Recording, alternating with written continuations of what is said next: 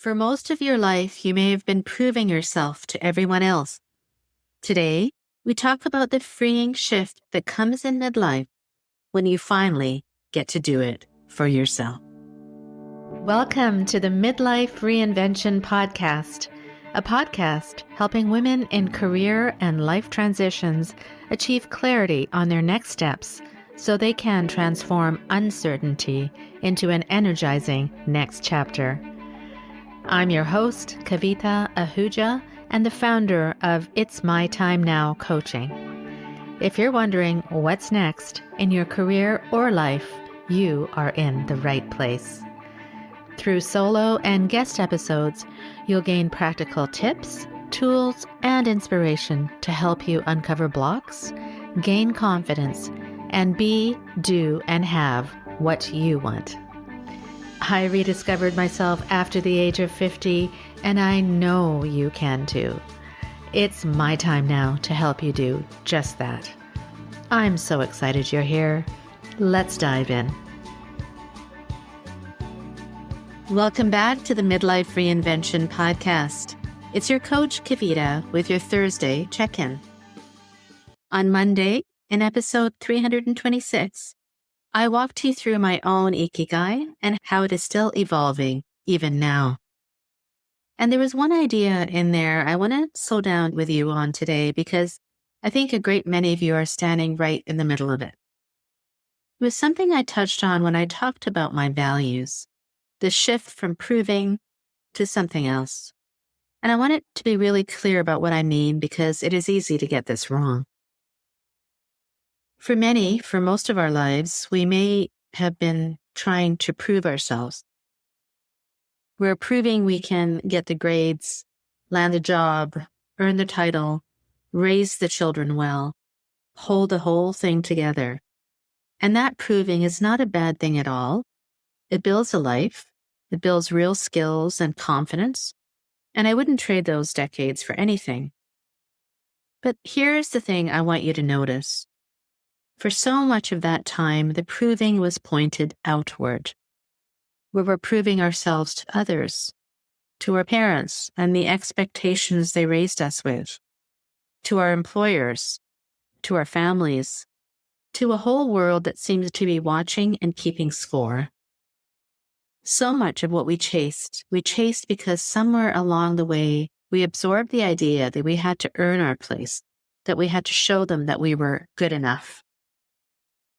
And when that judgment arrives, when we feel we have fallen short in someone else's eyes, it so often causes us to believe that we truly are not good enough.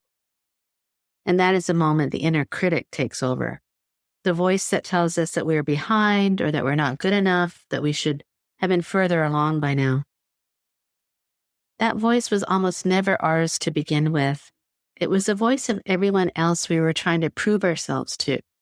And we simply took it on and made it our own. And what I have come to believe, and what this decade of my life has clarified for me, is that midlife is where that can finally change. Not the ambition, the audience. I'm not here to tell you that achievement is behind you now, that this is a season to sit back and give away what we have gathered. For some women, yes, because this becomes a season of giving back, of mentoring, and of wisdom. And there's actually something really beautiful in that. And if you do feel that pull, honor it. But that's not the only path. And I don't want you to hear that your most ambitious days are over.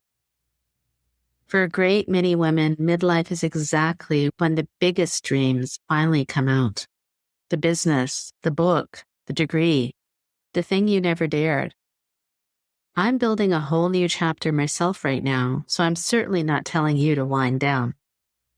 What I am telling you is that the reason can change, because there is a world of difference between proving something to others and proving something to yourself. Proving it to others sounds like I have to, or they expect me to, or what will people think if I don't? It's really heavy and it never quite fills you because someone else is always holding the scorecard, and the approval you're chasing never lasts. But proving to yourself sounds completely different. It sounds like I want to know that I can. I want to see what I am capable of now on my own terms, for no one's sake but my own. And that is one of the most freeing things in the world. Because when you are the one holding the scorecard, when you're the only one you are answering to, the whole game changes. You stop performing and you start authoring.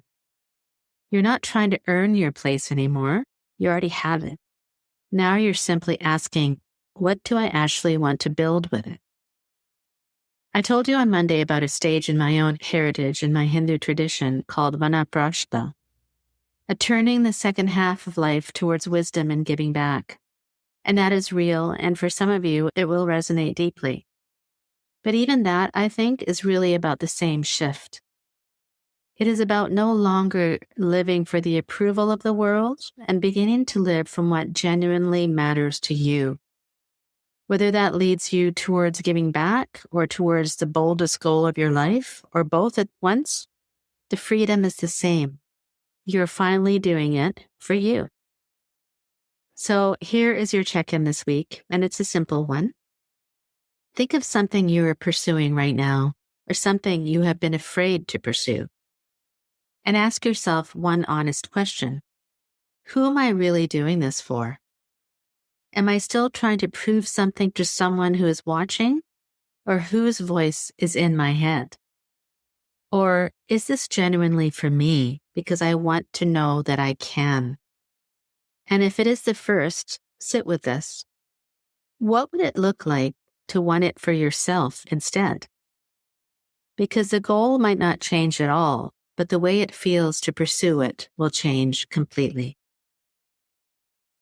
So as you go into your week, I want to leave you with this. The proving does not have to end in midlife. It just gets to change hands. It moves from them to you, from earning your place to enjoying it, from performing for the world to building something you actually want. You have spent so many years proving yourself to everyone else. This can be the years you finally do it for yourself.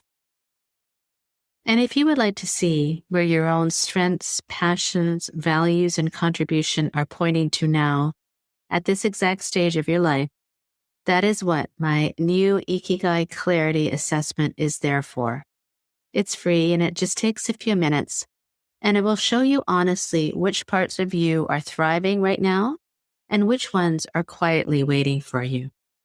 It's the perfect place to begin answering that question of what you want to build next for you. The link is at the top of the show notes. Don't hesitate to click on it. And remember, my friend, you get to decide what comes next. So say it with me and say it with confidence. It's my time now.